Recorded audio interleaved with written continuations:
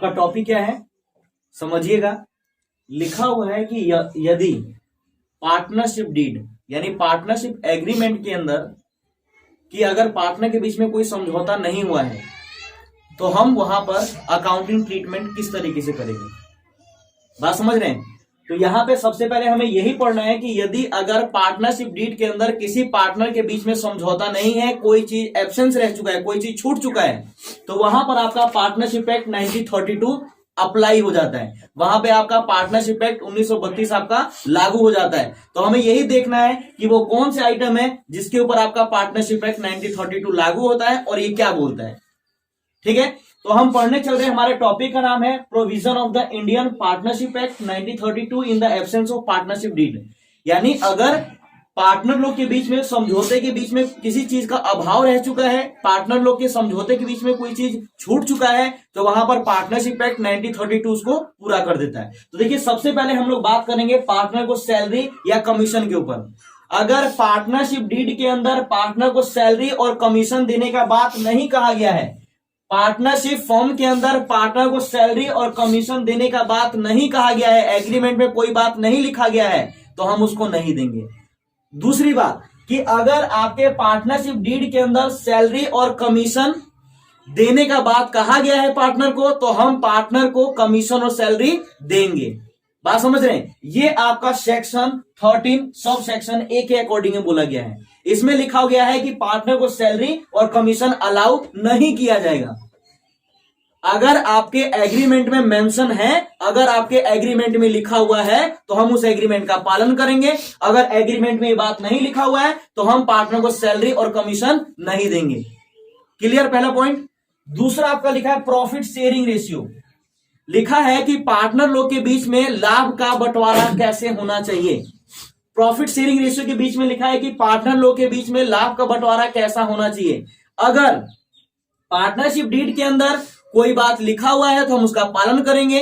अगर partnership deed के अंदर लिखा हुआ है कि सब पार्टनर को 2:1 या 4:1 जो भी रेशियो निश्चित अनुपात उन्होंने बताया कि इस अनुसार में हमें पार्टनर के प्रॉफिट को बंटवारा करना है, तो हम उसके अनुसार से बंटवारा करेंगे एग्रीमेंट के द्वारा। अगर एग्रीमेंट में कोई बात नहीं लिखा है तो हम ये मानेंगे, वहां पे हमारा पार्टनरशिप एक्ट 1932 खड़ा हो जाएगा और वहां पर बोलेगा कि सेक्शन 13B में लिखा हुआ है कि आपको पार्टनर के बीच में प्रॉफिट को बराबर बांटना है, इक्वल बांटना है। कि अब दोबारा सुन लीजिए, यहां से आपका 1 नंबर का ऑब्जेक्टिव क्वेश्चन है। यहां पे ये बोला हुआ है कि अगर आपका एग्रीमेंट साइलेंट है, अगर पार्टनरशिप डीड यानी पार्टनरशिप एग्रीमेंट आपका साइलेंट है, तो पार्टनर को प्रॉफिट का डिस्ट्रीब्यूशन कैसे किया जाएगा, पार्टनर का प्रॉफिट का बंटवारा कैसे होगा, तो आप बोलेंगे बराबर। अगर आपसे सेक्शन पूछ ले तो आप बोलेंगे partnership Act 1932 section 13 sub section B. Clear, ध्यान रखिएगा, ये हर साल एग्जाम में क्वेश्चन पूछता है, इस बार ही पूछेगा तो आप लोग बता दीजिएगा। दूसरा लिखा है इंटरेस्ट ऑन कैपिटल, कि अगर पार्टनर ने पार्टनरशिप फॉर्म के अंदर अगर कैपिटल लगाया हुआ है तो उस कैपिटल के ऊपर ब्याज देना है कि नहीं देना है फर्म को। तो आप बोलेंगे देखिए, अगर एग्रीमेंट में लिखा हुआ है कि पार्टनर के कैपिटल के ऊपर ब्याज देना है तब तो हम ब्याज देंगे, अन्यथा एग्रीमेंट साइलेंट है तो बोला गया है कि आपको कैपिटल के ऊपर ब्याज नहीं मिलेगा। अगर एग्जाम में क्वेश्चन पूछ लें कि इंटरेस्ट ऑन कैपिटल एग्रीमेंट में कोई बात इसका लिखा हुआ नहीं है, तो आप बोलेंगे ब्याज इसको मिलेगा कि नहीं मिलेगा, तो आप बोल दीजिएगा कि ब्याज इसको नहीं मिलेगा। अगर एग्रीमेंट में लिखा होगा कि पार्टनर के कैपिटल के ऊपर ब्याज देना है तब हम देंगे, क्योंकि हमें एग्रीमेंट का पालन करना है। एग्रीमेंट में जो चीज लिखा होगा उसको हमें फॉलो करना है। क्लियर। एक और बड़ा इंपॉर्टेंट चीज, चौथा पॉइंट देखिएगा, इससे भी एग्जाम में हर साल क्वेश्चन पूछता है, इंटरेस्ट ऑन पार्टनर लोन।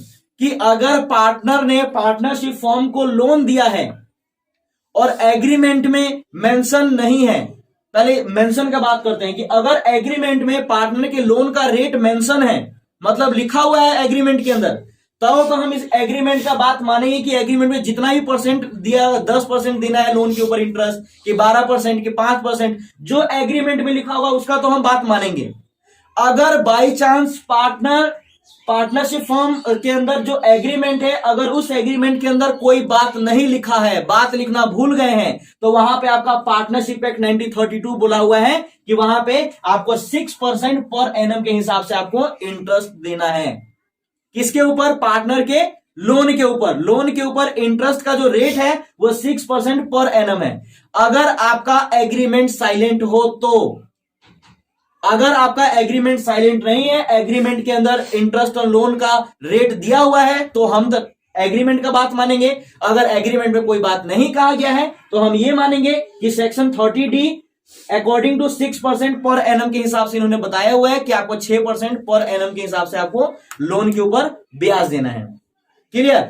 किसके, अगर आपसे एग्जाम में सेक्शन ही पूछ ले, कहीं से ही पूछ ले क्वेश्चन, तो आप बता दीजिएगा कि partnership Act 1932 section 13 sub section D, इसके अनुसार बोला गया है कि आपको पार्टनरशिप फॉर्म के अंदर यदि किसी पार्टनर ने लोन दे रखा है तो उसके लोन का ब्याज का रेट लगेगा कितना, 6% पर एनम। अगर एग्जाम में क्वेश्चन बोले 6%, अगर मान लेते हैं दे दिया कि एग्रीमेंट आपका साइलेंट है और पार्टनर के लोन के ऊपर ब्याज का रेट का दर निर्धारित करिए, आपसे ऑप्शन दे दिया पहला 6% पर एनम, दूसरा ऑप्शन दिया 6% पर मंथ, और सी ऑप्शन दे दिया आपका बोथ, और डी ऑप्शन दे दिया इनमें से कोई नहीं, तो किसके ऊपर टिक लगाना है,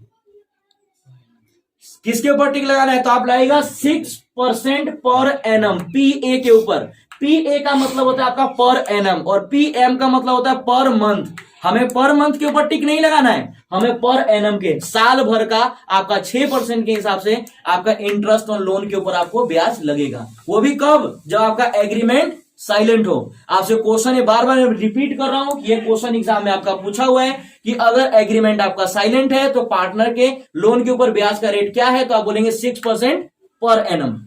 फिर आपका लिखा हुआ है इंटरेस्ट ऑन ड्राइंग, पार्टनर के ड्राइंग के ऊपर ब्याज, पार्टनर के ड्राइंग के ऊपर ब्याज। अगर आपके एग्रीमेंट में लिखा है कि पार्टनर के ड्राइंग के ऊपर ब्याज देना है कि नहीं देना है, अगर आपके एग्रीमेंट में लिखा है देना है तो हम देंगे, अन्यथा अगर कोई नहीं लिखा हुआ है तो ड्राइंग के ऊपर कोई भी इंटरेस्ट नहीं लगता है। तो यही बात लिखा हुआ है इंटरेस्ट ऑन ड्राइंग के लिए नॉट अलाउड। आपका पार्टनरशिप एक्ट 1932 बोला हुआ है कि इसके ऊपर कोई भी अलाउ नहीं किया गया है। अगर एग्रीमेंट में लिखा है तो उसका बात हम मानेंगे, नहीं तो आपका पार्टनरशिप एक्ट भी इसके अंदर कोई अलाउ नहीं किया हुआ है ड्राइंग के ऊपर। क्लियर? ठीक है, तो ये चीज है।